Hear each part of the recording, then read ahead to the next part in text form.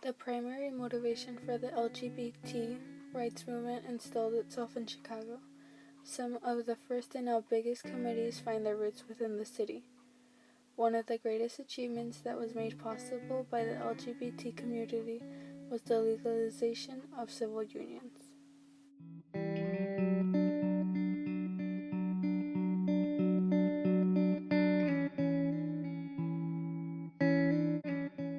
An important group to remember within the civil rights movement is the youth.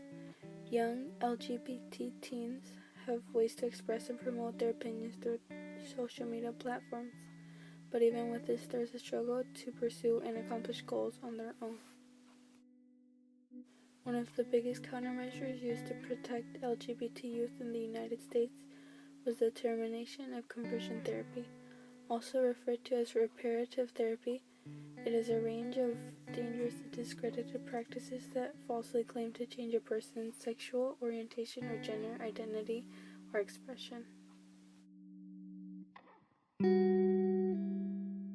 Minors are especially vulnerable, and conversion therapy can lead to depression, anxiety, drug use, homelessness, and suicide.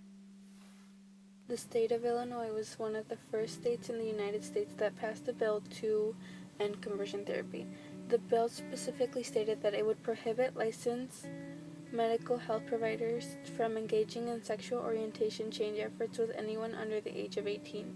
Sexual orientation change efforts are defined by the bill as any treatment or practice that seeks to change a person's sexual orientation or gender identity.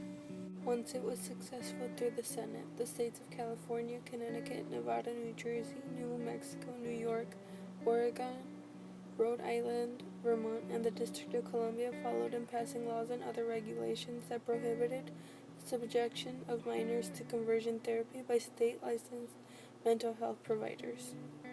In a few moments, I will sign an executive order that does two things. First, the federal government already prohibits employment discrimination on the basis of sexual orientation. Once I sign this order, the same will be explicitly true for gender identity. Since the beginning of Chicago's right movement in the early 1900s, the LGBT community's primary goal was to diminish the discrimination they faced. Groups worked to educate the public against the dangers that came alongside prejudice. Specifically, the Gay Alumni, founded at the University of Illinois at Urbana-Champaign, were primarily advocates in education of their surrounding locale. They hosted public forums discussing topics regarding the LGBT community. Their efforts to advocate led to the creation of an anti-discrimination committee. Another LGBT right activist involved with motivating anti-discrimination was Kirk Christiansen. He was a member of the ABA, the American Bar Association, and the NLGA, the National Lesbian and Gay Association.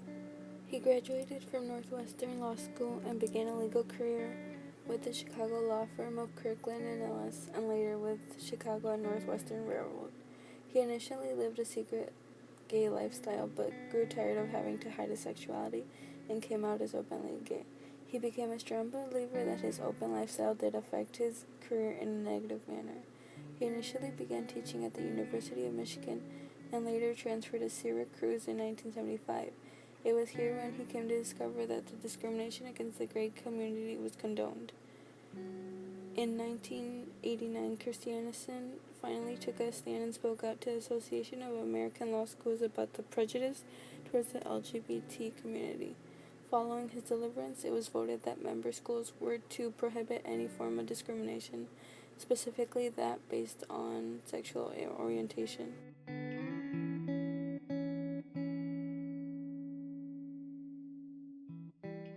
On June 14, 1997, there were more than 3,000 gay rights activists at Medina Temple during an Anita Bryant's concert.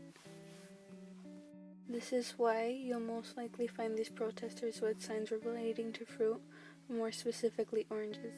Incidents like these are thought as disparaged because of the people of yesterday ignored the LGBT. However, the persistent events like this cannot be avoided. It stood out and caused the public to notice. Anita Bryant is known to be an anti-gay activist. She was also famous for having the Equal Rights Ordinance for homosexuals revoked in Dade County, Florida.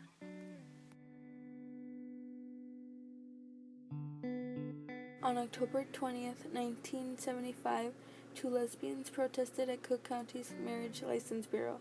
These ladies, Nancy Davis and Toby Schneider, were members of the Gay Rights Action Committee. Officials refused to grant them the license to marry, so they decided to arrange a 5-hour sit-in and peacefully sit in front of the counter. They were allowed to do this until closing time, but then they were later arrested when the police asked them to leave and they refused to do so. They insisted that their constitutional right was to get married and continued further by explaining that they will wage a hunger strike in jail until they received a marriage license. It wasn't a surprise to them as they were expecting to get arrested. They prepared ahead of time for the sit-in as they brought a deck of cards and cartons of cigarettes. This caused some public attention and articles were written in favor of freeing Nancy and Toby. On June 26, 2015, gay marriage became legal across the United States. After years of protesting, riots, and acts against discrimination, it was proven that a difference could be made. To celebrate, the gay pride parades being held are becoming more of an annual ceremony in Chicago.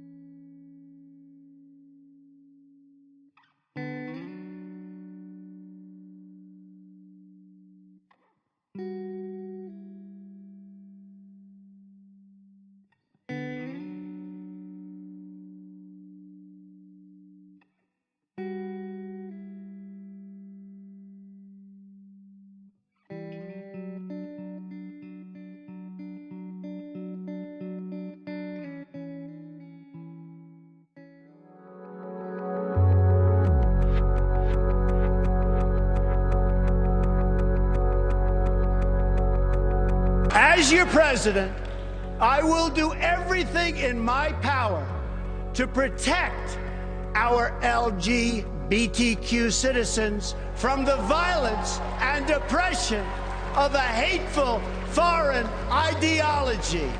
In August of 2017, President Donald Trump signed an instruction for the ban of transgender individuals serving in the military. This instruction would halt any funding for transgender reassignment surgeries. This signature also allowed for future changes in the transgender policy in the White House. This is one of the first acts of modern-day discrimination against the LGBT community, even when Donald Trump said he would vouch for them. So after all, not everything has been resolved, at least not yet. But that doesn't imply the end of this long and treacherous odyssey. These people can see how far they've come and are still continuing to protest for their justice. It has been proven to change things in a positive manner. People would say that there hasn't been a compromise yet. However, those people are wrong because the definition of compromise is the settlement of a dispute. When the LGBT community protested, the settlement was to have the laws modified in a progressive manner. When people wanted the laws modified against them, like Trump, the LGBT community protests. That is the mutual agreement, to keep disputing, or in other words, to agree to disagree.